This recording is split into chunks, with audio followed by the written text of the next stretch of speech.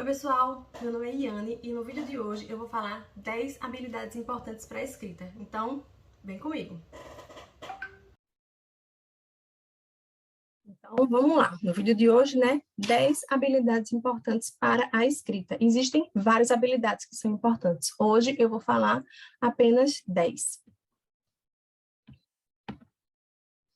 Primeira delas, conhecer todas as letras do alfabeto. É pré-requisito.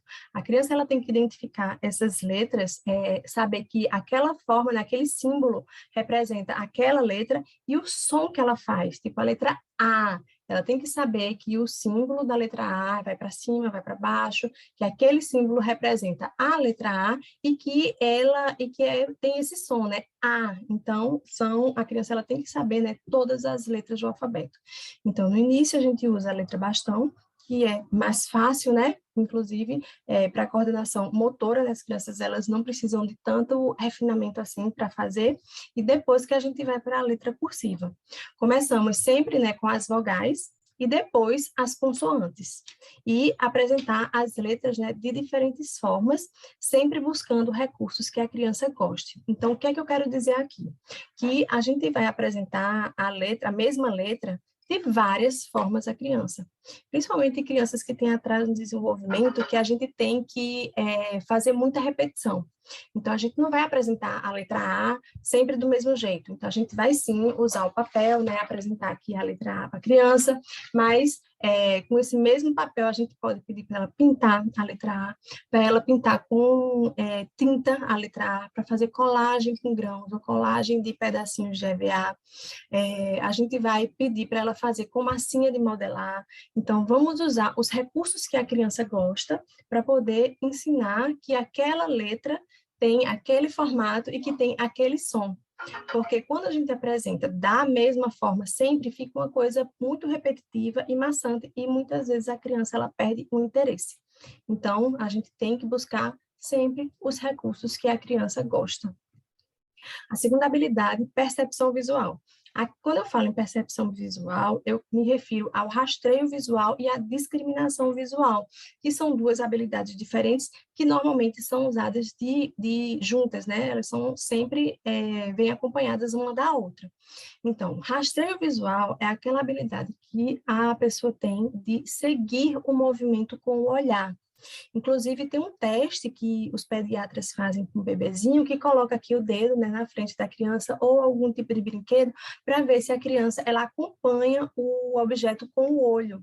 Então, esse rastreio visual, ele se refere, desde quando a gente está acompanhando uma bolinha de sabão, quando a gente faz bolinha de sabão, quando uma pessoa se desloca, dentro do ambiente, quando um cachorro vai correndo e a gente consegue acompanhar com o olhar ele correndo, até quando a gente está num papel e consegue rastrear alguma coisa que está naquele papel, ou uma letra, ou uma imagem. Então, a gente tem que fazer o rastreio daquilo, e para procurar o que a gente quer.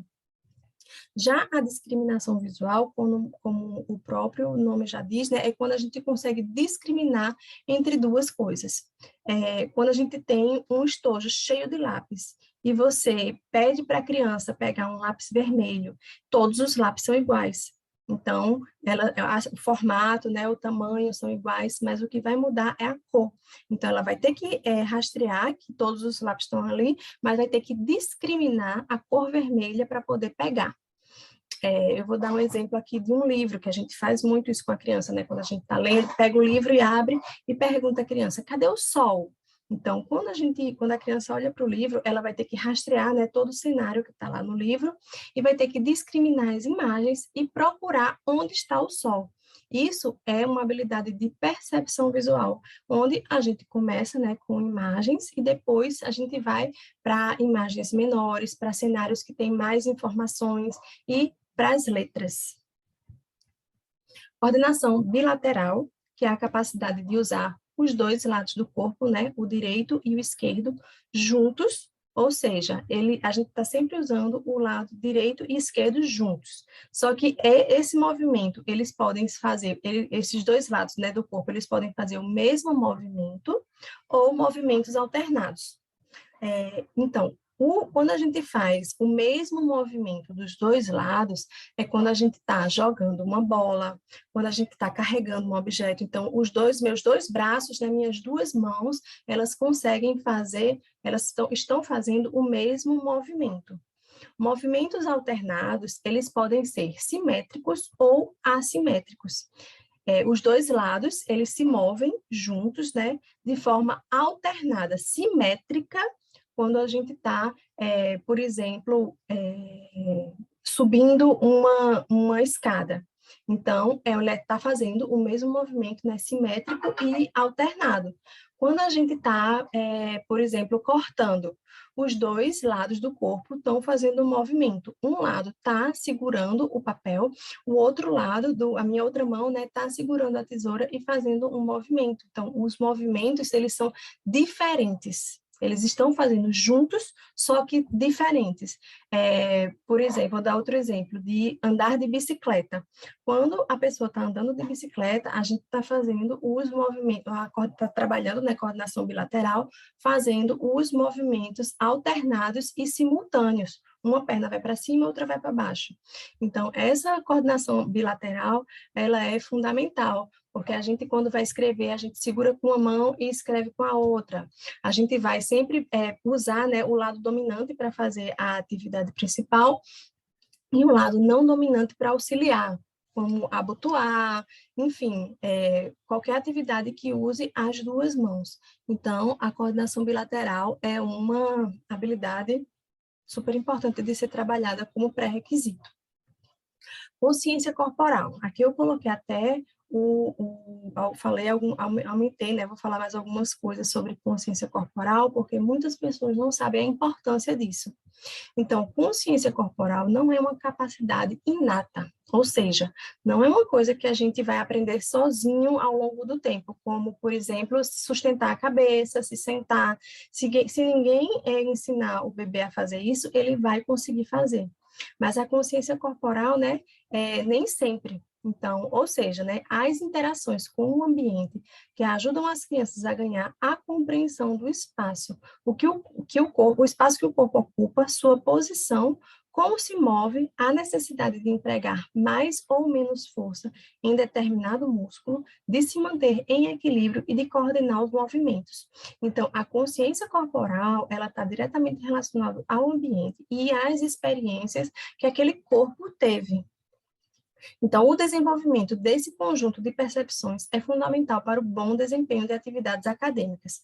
Nas primeiras fases da infância, o conhecimento do mundo são associados ao conhecimento do corpo, e isso deve ser trabalhado sempre de forma integrada, porque o que acontece? A criança, ela vai explorar o ambiente, então ela vai ver o espaço que ela ocupa naquele ambiente, quando ela vai pegar um objeto, tanto de força que ela tem que colocar nesse objeto. Muitas vezes as crianças têm dificuldade nessa consciência corporal e têm dificuldade no banho, quando você fala, vamos lavar a barriga, a criança não sabe onde é que está a barriga, e muitas vezes a gente coloca, né, um lápis ou qualquer objeto na mão da criança para a criança manipular, e ela não tem consciência dessa mão, não sabe o que fazer com a mão. Então, essa consciência corporal, ela é trabalhada, né, através de vivências, daí a importância da gente expor as crianças ao maior número de experiências possíveis, sejam elas dentro de ambientes diferentes, ou de situações, né, ou de texturas diferentes, sons diferentes, luzes diferentes, porque dessa forma ela vai se conhecer, inclusive em relação aos seus limites, até onde ela pode ir ou não. Outra habilidade importante é o cruzamento de linha média. Cruzamento de linha média, né, é quando uma mão espontaneamente se move para o outro lado do corpo para trabalhar, para fazer alguma coisa, né? Então, essa habilidade se relaciona diretamente com várias funções, como cuidados pessoais, linguagem, escrita, leitura, observar e acompanhar os objetos, sequência matemática, consciência corporal, faltou um L aí, né? Além disso, ela também auxilia na retenção de informações, pois tem grande influência na atenção e no foco da criança. O que é que acontece? Muitas vezes, quando a criança é pequenininha, ela, quando está pintando, quando ela está riscando, ela pega, né, o lápis com a mão direita e risca só do lado direito, pega o lápis com a mão esquerda e risca só do lado esquerdo. E ainda não tem essa capacidade de cruzar a linha média, que é levar, né, o braço direito até o lado esquerdo do corpo. Isso a gente faz o tempo todo no dia a dia, quando a gente vai comer, quando vai pentear o cabelo, calçar uma meia, muitas vezes a gente nem percebe. E é uma habilidade que passa despercebido nas nossas crianças, de cruzamento de linha média, porque é como se tivesse uma linha mesmo imaginária cortando o nosso corpo, e o braço, né, a mão, ele tem que ir tanto para um lado como para o outro. Esse cruzamento de linha média também diz respeito aos pés, né? Quando a criança vai chutar alguma coisa, quando ela vai empurrar com a perna. Então, é uma habilidade que também tem que ser trabalhada. Coordenação óculo-manual nada mais é do que você olhar para a mão, olhar o que a mão está fazendo. Quantas vezes a gente não vê a criança riscando aqui no papel e olhando para o outro lado sem saber nem o que é que está fazendo?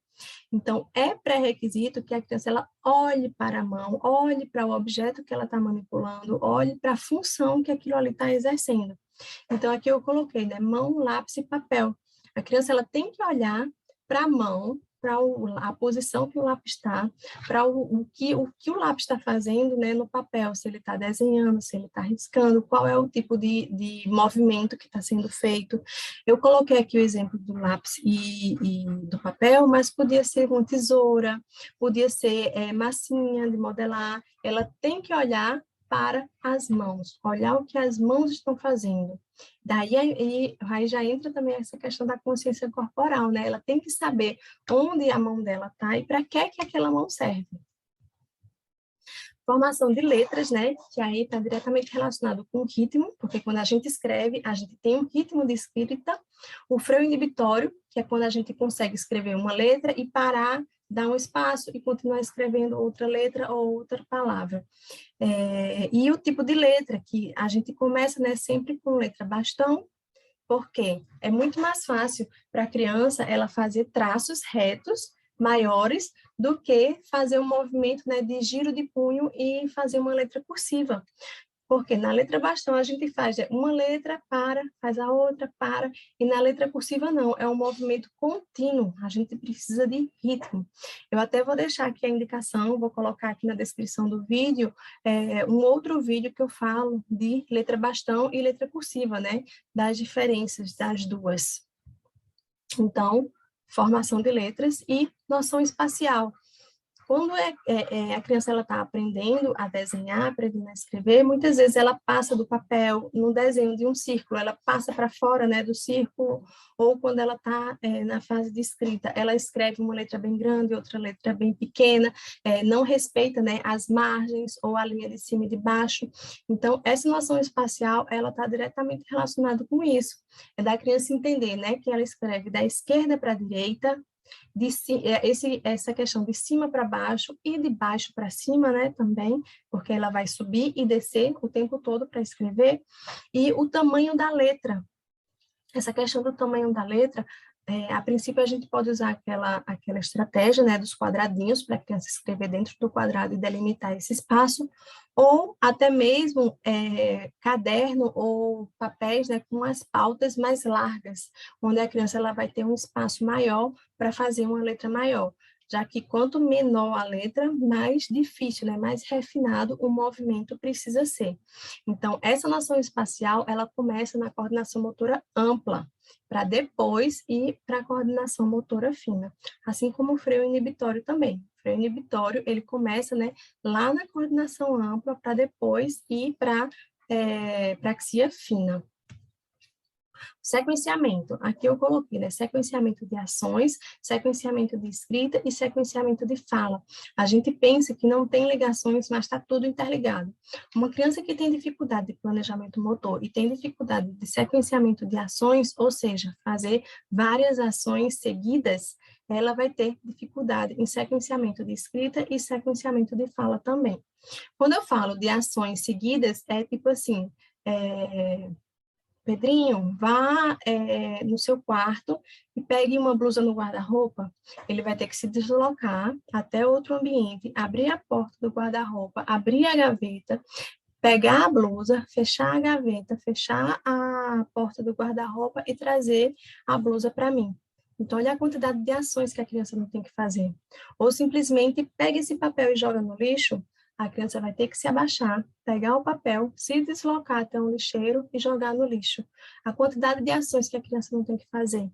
E muitas vezes a gente vai precisar de dar ajuda física, né? Ajuda física mesmo, de pegar o papel junto com a criança, direcionar a criança até o lixeiro, e à medida que ela for conseguindo fazer esses pequenos passos, pega esse lápis aqui para mim, e ele pegar o lápis e ele entregar.